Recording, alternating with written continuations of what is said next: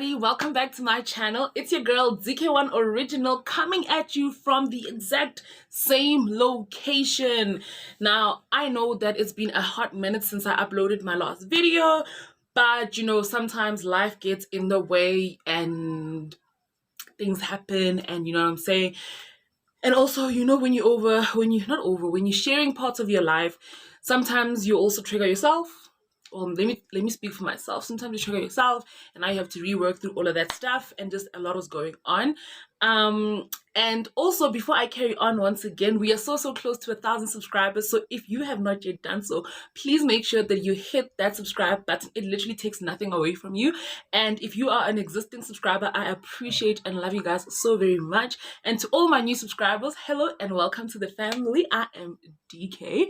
And then let's jump straight into this week's video. So the last time I spoke about engagement and lobola and all that stuff, and I said that this week I'd be speaking more about planning for the wedding, as well as what we did in preparation for the marriage, right? And I will share just a couple of things, like also what I learned from that, now where I am, and how it was back then. So first things first, in regards to the planning, I was so young, guys. I didn't know a lot of stuff, and I was doing a lot of things alone without a lot of understanding. I was literally Googling my way through planning my wedding. Literally, that is how I did it. I was literally Googling and just searching stuff and buying like magazines and looking at Instagram and Pinterest. That's just how I planned my wedding. Obviously, I had a very tight budget. So even in regards to, all of that stuff, I couldn't necessarily get everything that I wanted. And when I say tight budget, I mean a tight budget. Like, I did not have any like financial assistance in terms of planning for the wedding. Not planning, in terms of doing the wedding. Literally, it was literally just me and my mom who were paying for it. So that was tough as well, because remember also I was in school at the same time, so I was still paying fees and I was still planning this wedding. It was a lot. And once again, I always go back to myself and I'm just like, Dikeleti, what was the rush? Like, honestly. But that's neither here or there. It happened. We learned from it. Because I'm just thinking to myself,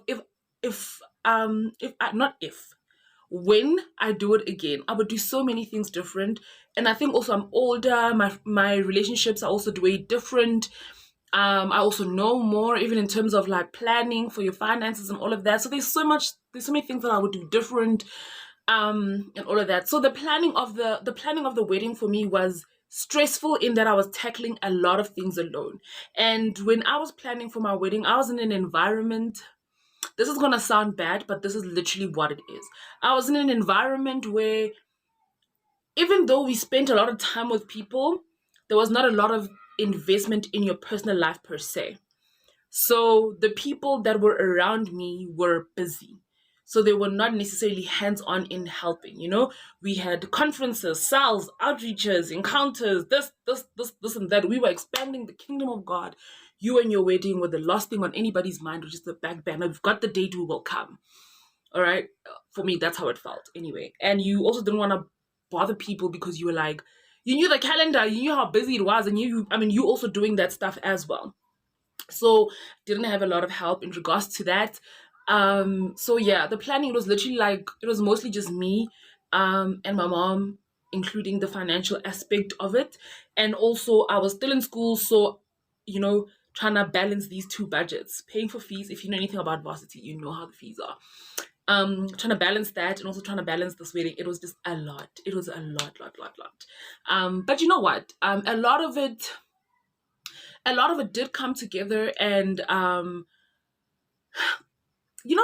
think the funniest thing for me has always been, the people who helped the most were always the most unlikely, and not necessarily the ones that were that involved in church. They were there in church, but they were not that involved. If that makes sense. I hope it does. And if it doesn't, just trust me. Okay? Yeah. All right. So yeah, in terms of planning, that's what we did. I didn't enjoy the planning of my wedding a lot, because it was really stressful. I was trying to do a lot of things alone. So it was just like, also with very limited budget. Oh my gosh, I remember the stress of getting my wedding dress, the stress of getting bridesmaids dress, the stress of, yo, guys, when I tell you, yo, the stress of it all. I remember the day before my wedding, I did not have a makeup artist. Hey, guys, stress. Hey. Yo, but I mean, yeah, it was also a lot of just childish, non-planning type of things. Yeah, I remember the day before the wedding, I was at the guys, I was at the deco place.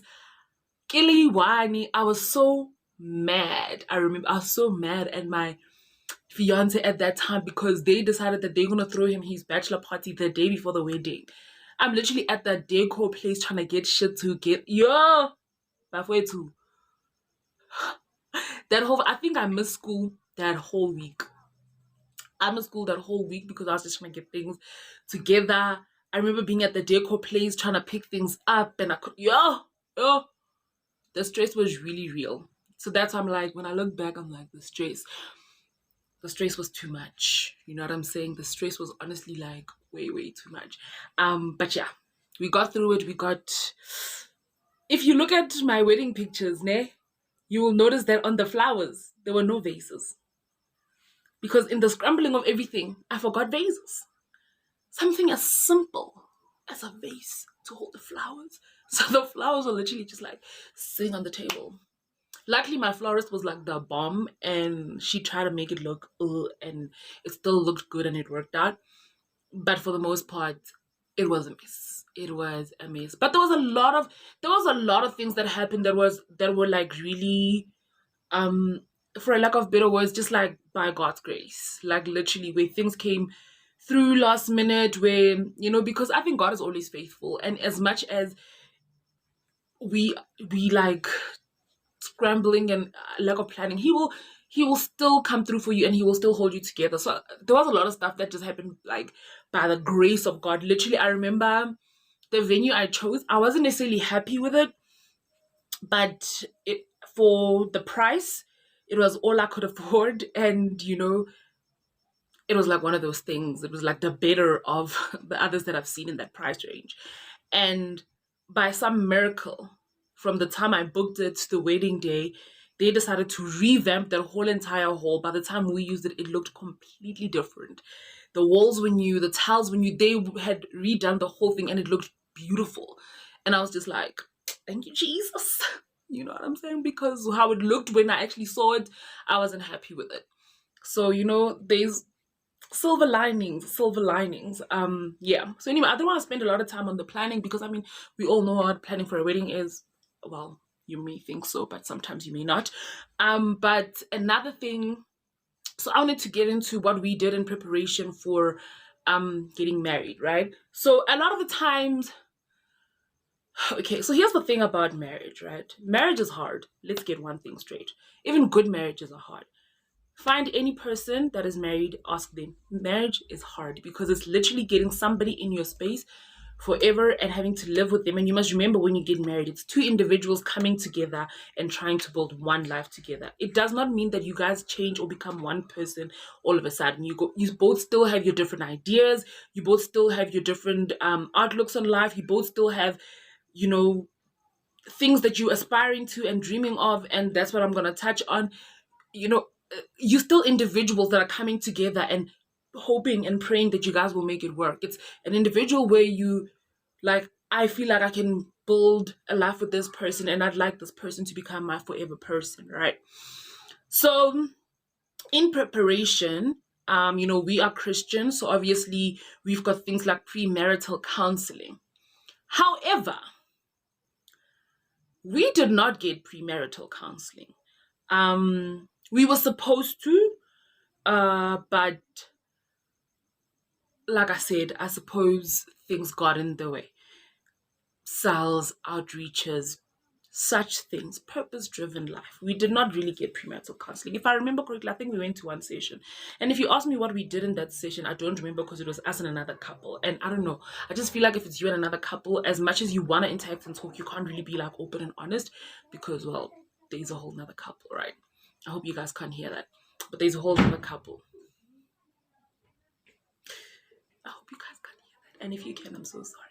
All right, so we didn't do premarital. I think that premarital counseling is very, very important, especially like as young people, because there is so much to prepare for in marriage that if you're just walking into it blindly without any help or without any assistance, whatever, especially as a young person, I think that can be very, very tricky and very detrimental. So we didn't have premarital counseling.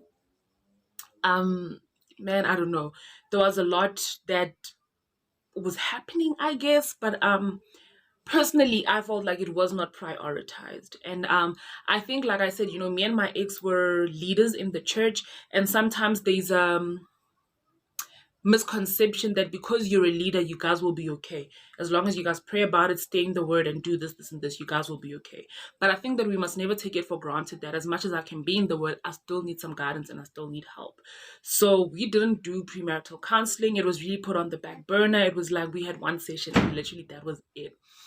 And then getting closer to the time and everything, and there's a lot that happens in preparation for a wedding as well, because you also learn a lot about your person. But also I wanted to just, share this little bit about preparation for marriage. Make sure that you talk about everything with your future spouse.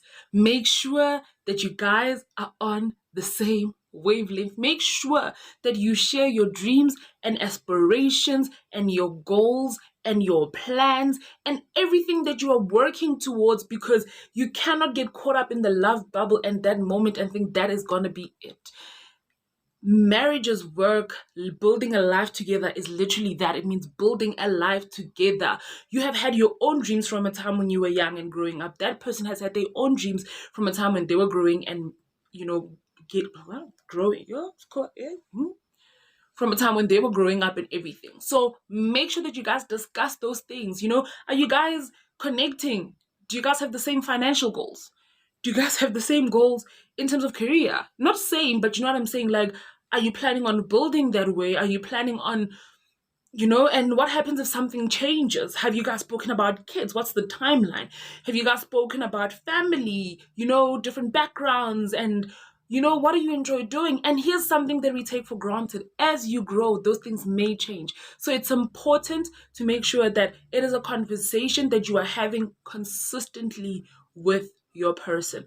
You can't take it for granted and think, no, they get it, we've discussed it. No ways, no how, bros. You always have to make sure that you are touching on that and making sure that you are discussing in detail. Make sure that the person that you want to connect yourself to forever is the same person that 10 years from now you can look back and be like, but we are working towards one thing. We are agreeing on everything that we want to do. Don't settle. Don't ever be like, well, this is something that I want to do, so I'm, that doesn't quite sit well with me, but it's okay, I'm gonna overlook it. No, don't do that. Because something that is important to you and that you've always wanted to do is not gonna suddenly change, and having to put it on the back burner, for how long can you do that? Like, realistically speaking, and be happy, I think sometimes we make a big mistake in understanding what sacrifice actually means. Sacrifice does not mean that you have to be unhappy. Yes, there are compromises and things that you need to let go of and all of that stuff. That's normal. That's everyday life. However, there's certain big things that you cannot overlook and that you cannot it doesn't matter, I'll learn to live without it. And I think sometimes when we get so caught up in, I'm trying to get married, we forget, and then we get caught up in that little, little aspect of it. So yeah, that was the planning. And I cannot emphasize this enough. Premarital counseling, if it's available to you, make use of it. If you are not necessarily like a religious person and it's not offered in church, look at counseling, couples counseling, or look at seeing somebody as a couple or something like that. But make sure that you sit down with somebody or people that have done it before, people that can be mentors, or, people that have been married for a long time, and learn from them, Learn from people who've been married for a long time. See how they did it. But don't ever think, I can do this thing alone. I've got it. We're going to do it. No. Don't ever do that. All right. Because what's going to end up happening is that you're going to crash and burn. So just keep, and I'm not being a doom prophet or anything like that. I'm just saying, make sure that you prepare for everything. Y'all understand what I'm saying? I really hope you do. All right. So I don't want to make this video way too long. Next week I'm gonna start talking about some really, really intense stuff. So, please make sure that you are.